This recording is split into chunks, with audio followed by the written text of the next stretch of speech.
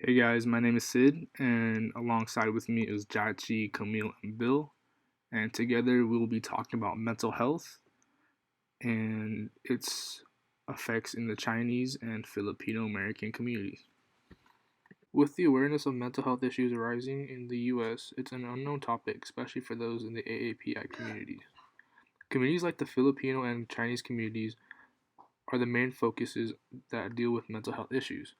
But it's an unknown topic amongst these communities due to the fact that mental health isn't considered a real issue to some. In this video, we'll be focusing on the issues regarding mental health among the Filipino and Chinese communities, while providing ways to tackle this issue that is harming many Filipino Americans and Chinese Americans. Some causes of mental health issues would be parental pressure and academic success, the model minority myth, religion, and the family system. In the Filipino community, mental health is a troubling subject to acknowledge when religion and culture is in play. Strictly for Filipino Americans, they suffer the most when dealing with mental health issues. The number one source of stress would be through academics, since Filipino Americans are pressured by their parents to succeed with no failure. Roughly starting at a young age, the parental pressure for success in academics begins and continues as they get older. This follows along with the model minority myth as well because many parents use this stereotype as a comparison for their children's success. So, having that in mind, the parental pressure for academic success, along with the model minority myth, can cause stress, which results in mental health issues because Filipino Americans or even Asian Americans in general have a standard due to the model minority myth, which causes the parental pressure for academic success to occur. As for religion and family, these two are other causes of stress and mental health issues in these Filipino communities. Filipinos are known to have a strong faith for Catholicism, and that tends to block the importance of mental health and its scientific meaning behind it. The problem with this belief is that it holds true because of Filipino immigrants that teach their kids these beliefs, and it tends to stick to them before they learn what is really going on. Also, Filipinos are known to be a proud group of people, and when it comes to mental health, they tend to look down upon it because of the negative stigma it can bring to the family, and that's a problem Filipino Americans face when dealing with mental health. Overall, faith and family are two main issues for Filipino Americans, and mental health because we tend to rely too much on faith and worry about others, which cause us to forget to look and take care of ourselves.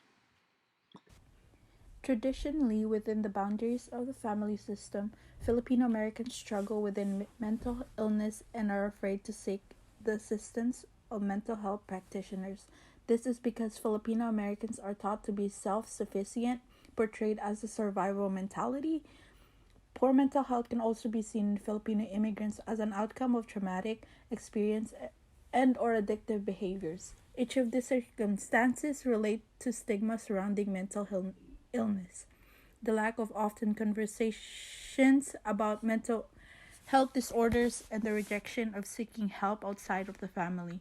This emphasized the importance of language, culture, and the immigration experience. As for the language, and understanding have been established as a goals for the Filipino American community to access and use mental health services effectively. For them, they said that even if Filipino American are bilingual, some of them are better able to express themselves in their native language, which means that Filipino American are more comfortable expressing themselves whenever they use their native language, which usually Tagalog and other indigenous language in the Philippines. Cultural stigma is cited as a main reason why there is underutilization of mental health services for the Filipino Americans. Filipino Americans traditionally deal with mental illness within the confines of the family unit and are reluctant to seek the help of mental health professionals.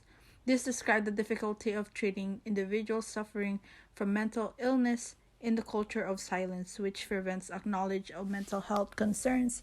Cultural beliefs about the cause of illness add to the stigma.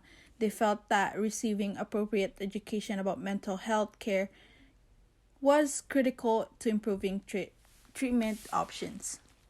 Filipino Americans are often reluctant to talk about suicide or other mental health problems, often not until tragic event occur or conditions become associated with physical health issues. There is no specific word in Filipino language for mental health. Well, such like hiya is like the word for shame in Tagalog that can be associated with mental health, or bahala na. It means like fatalism or leave it up to God. Prohibits Filipino Americans from seeking help. Many Filipino Americans may foster cultural mistrust or patient suspiciousness against mental health services in the way other racial ethnic minority groups might, which may then impact their inability to seek mental health services, may turn to religious leaders or clergy for assistance with their mental health problems. Like traditionally, Filipino culture often reinforce one-way communication with providers. In other words, clinicians are viewed as experts who should not be challenged or questioned, while pastors are viewed as important allies in conversations about mental health. There is a need for more training in mental health counseling within the faith community leadership. Filipino American informants are also very concerned about the potential lack of confidentiality in any communication around mental health, more specifically communications with pastors, counselors, or other community members. Informants indicate that perhaps the biggest obstacle in des- destigmatizing mental health is that it tends to be less prioritized than physical health. It often seen as being untreatable. Oh, hello, my name is Jiaqi Huo. In this part, I am going to talk about Chinese American and mental health. From the traditional background, which is China for Chinese Americans, they have multiple cultural beliefs. It is not accurate to say they have multiple, but their beliefs are a mixture of multiple beliefs. In different time period, Buddhism, Confucianism, Taoism, and animism, they are all dominated for their times. So as a result, the Chinese people has kind of adopted the goods from all these beliefs and also bads from all these beliefs. The Chinese tradition is a mixture, so it's more complicated. For Buddhism, which promotes spiritual understanding of disease causation, and for Confucianism, an ethical belief system that stresses respect for authority, filial piety, justice, benevolence, fidelity, scholarship, and self-development. Taoism, which is the bias or yin and yang theory, and animism, which is the belief of that human beings, animals, and inanimate objects possess soul and spirits. So in this case, the Chinese believe that mental illness caused by lack of harmony of emotions or by evil spirits. Often they try traditional herbs and acupuncture first to release the stress and also cure the potential inner disrupt of the spirit. That would be a little bit difficult to understand in a Western way because the Chinese people, they don't practice Western medical. So it is harder for them to cure the actual stress or mental illness that caused by the modern society. And also, there's stigmas within the Chinese tradition where what happens in the family stays in the family. That means whatever illnesses or bad things that was caused by the family, they usually won't spread out or they won't talk to others about it. When it comes to mental health, they would consider it as a bad thing, so they won't go out for consult or ask for help because they think that would be ashamed to speak out family businesses to the outsiders. Hello, my name is Bill Liao, and I'm going to be talking about my part of the essay that I wrote.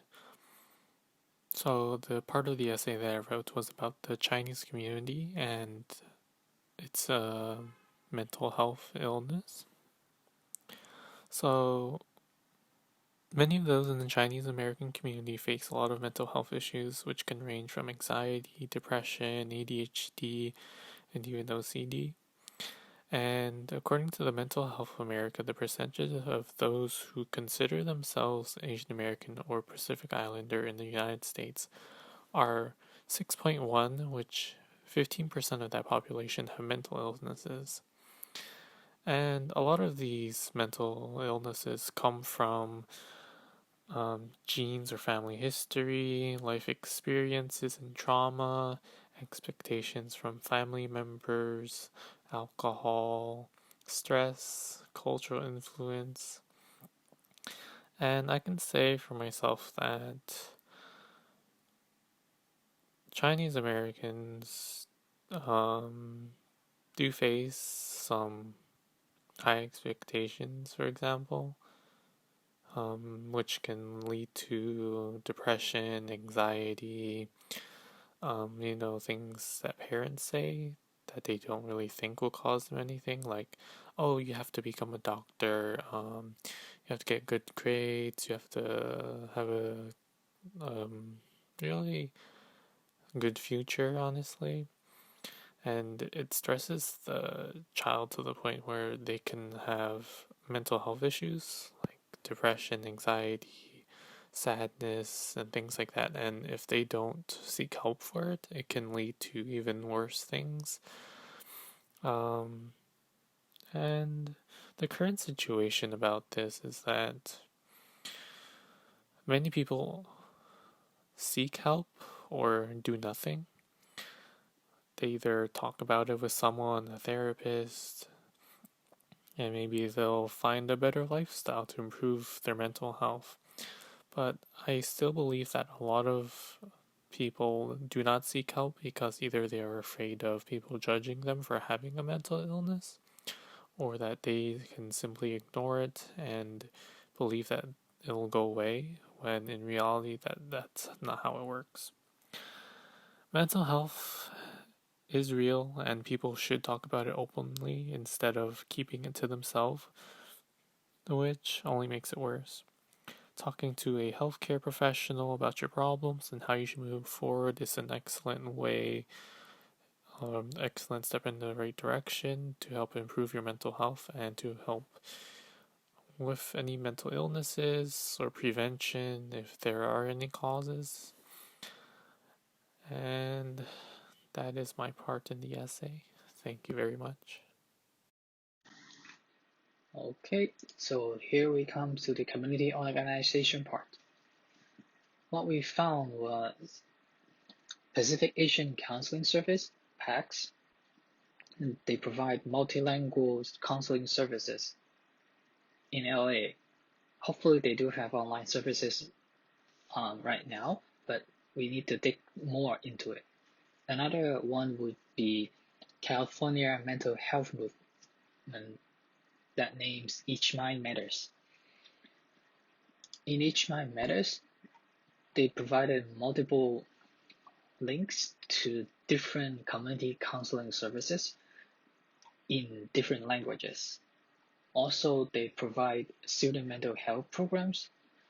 Within that program, Dr. Matthew R. Mock are aiming to train technical assistants for California Community College for the mental health program.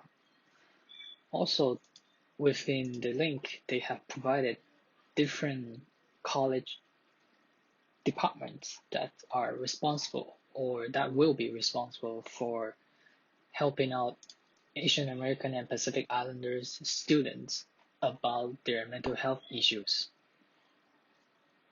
And next we're gonna talk about the promotional pieces that we have for our project.